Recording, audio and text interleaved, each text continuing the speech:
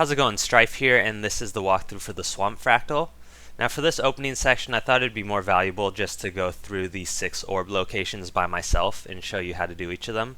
I'm on my Warrior. Warrior is probably one of the harder classes to do it on, so if you can do it on Warrior, you should be able to do it on any class really. So there are 6 orb locations. There's 1 where I'm at in the bottom right, 2 in the middle on either side, and then 3 at the top. I'm actually just going to go over this bottom right one at the spider location, and then the 3 at the top. The 2 on either side, they're pretty easy for the most part, so if you can do these 4, those 2 shouldn't be an issue. But for this spider section, so you can see I'm on this rock right now. You can actually just jump on these rocks to not break any of the eggs while you're getting the orb, or the wisp I guess. So from here, usually you'll count down. Obviously you want swiftness, and then you can just grab the orb and go back the way you came. Then if this is open, you can obviously go through here. If that happens to close on you, then you pretty much always want to go to this middle section. No matter what location, you can always get over, because see how it closed on me? You can just jump on the left side here, or you can jump on the right and then just put the wisp in the tree trunk. So that's the first one. Alright, so up here is the top middle one, which in my opinion is the hardest one out of all of them. The reason being is you can see this opening right here. If you can get through the opening, it's not too difficult, but a lot of times it seems to troll at you and just close right when you get up to it. So what I'm going to do instead is I'm going to go to the top left. And so you see that one closed on me, but if you go over here, you can actually jump up. You're going to have to kind of loop around like that. And then from here you can just go straight. You'll see this one on the left right here. This would be the same thing you would do when you grab that wisp, and you can go up along the tree trunk here as well. And you can see I still have quite a bit of time doing it this way. Alright, this top left one is going to be pretty much the same as the middle one I just did. The only thing I wanted to show you is there are a bunch of skelks in this area that will aggro you. But if you jump on this rock right here, they will actually de-aggro, so you can just chill up here and wait. Stand like right where I am right now. So you see they're not aggro anymore. You can wait for your group to set up, and then usually this person is the one who wants to grab it first or count while they're running, and then I can just pick it up and again go the same way as I did before.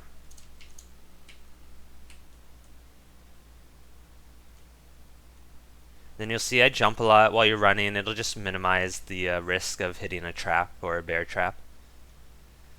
And again, you can just throw it in one of the oak trees here.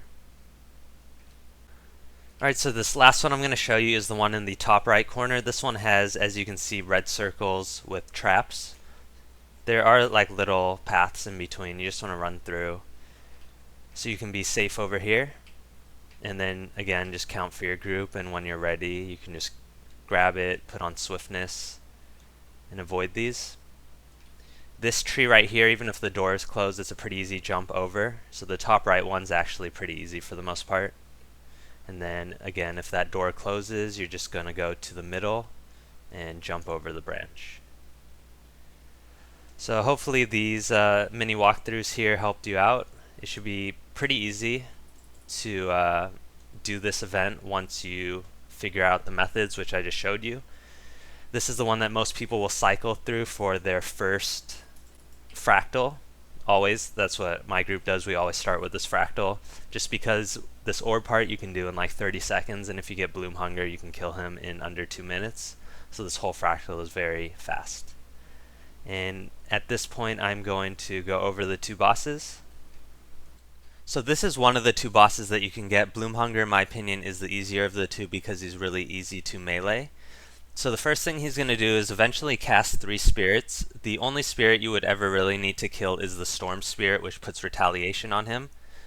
We just ignore them though, because if you do have a lot of regen and lifesteal food, you can just power through the retaliation, so it's a waste of time killing them. Besides that, his normal attacks, he has this move where he raises his left arm and puts out a shockwave. If you feedback it or Wall of Reflection like we did, it does damage to him. He also does a melee attack during his normal phase, which will hit you, and if it hits you, it puts out a poison bolt, which makes a poison field. As long as you're constantly in his body or behind him, you shouldn't see that attack hit. And then the last attack is obviously his agony. So when he starts shaking and doing poison bolts, you want to get behind his body and just avoid the red circles that appear. Right now I'm just going to dodge them. If you're in front of him, you will still get hit by the agony attack even if you don't see a red circle for whatever reason. It's kind of a bug, I guess. So always make sure you stand behind him. So hopefully that helped for the Bloomhunger fight. So Mossman is the other boss that you can get from the Swamp Fractal. He is a lot harder in my opinion. I think most people realize he's harder than Bloomhunger. But the first thing we're going to do is we're actually going to kite him to the right side of the minimap. This is going to allow us to kite him effectively. We can jump off this bridge up here if he gets a bit close. Some other people also kite him around the house in the middle, which can work as well.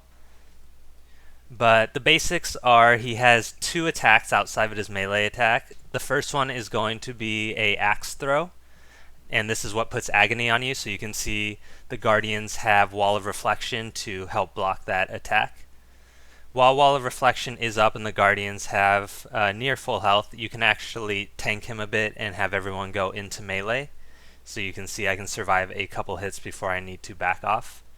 Besides that, his other attack that he does is just a melee charge up attack. It has maybe a second charge up, so if you can react quick enough, you can dodge that one. So the general strategy though is when he's in stealth, you can still see his skull icon on the minimap. Because of, in my opinion, it's a bug, but while he's in stealth, he can still attack you without you being able to react.